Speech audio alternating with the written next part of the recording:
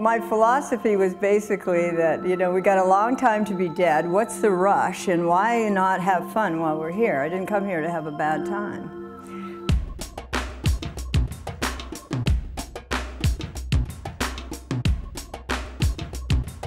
I feel like I was always a hairdresser without even knowing about it. I used to cut paper dolls and rearrange their hair. I know everybody. I know who they are and where the bodies are buried.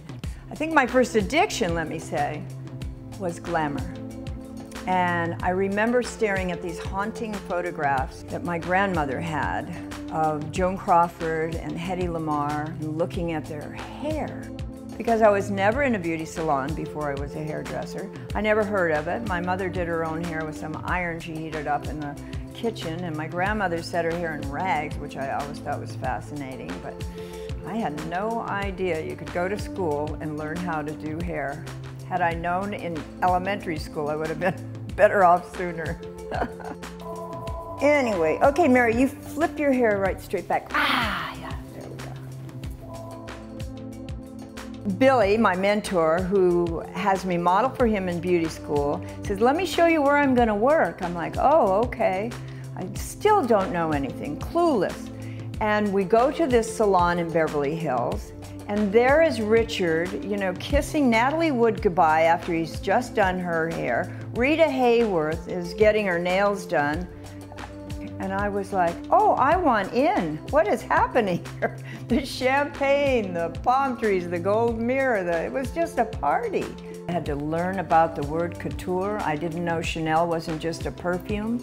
I think that fashion comes from the streets, and I've always had that eye to see what people are wearing on the streets. Truly, when I was coming into doing hair, I was very, very young. And one of the reasons I wanted to write my book, I wanted to talk to all the people who were new coming in when I was in my 20s that are coming in now, that I had the stories that were about my heroes, and a lot to do with hairdressing and fashion and the music and the life.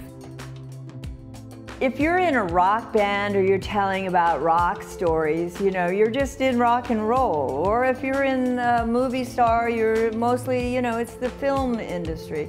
If you're in political, you're in political. I had all this diversity in my hands. I knew so many people that no one person would know Iggy Pop and Nancy Reagan, but they were under my roof in my salon. People that would never go to the same party were at my party. Alcohol was flowing.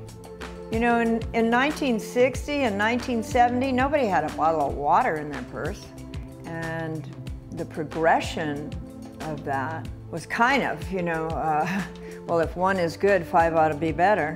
And it just progressed. And you know what I believe? I believe that the soul is never loaded, that the soul is never drunk, that the soul is never out of your life and in your body and what is you're experiencing. And I really felt the recovery part of my story was going to bring hope to those that I could maybe help that wouldn't have to do the same things that I had to do as a mother, as a girl, as a wife, and as a friend. Oh, this is a great one. This is not in the book, but Groucho Marx, when I met Groucho Marx, when we were leaving, he'd say, Carrie, you're all white with me. You know, people say, oh, is this a tell-all? I said, this is my first book, not my last book.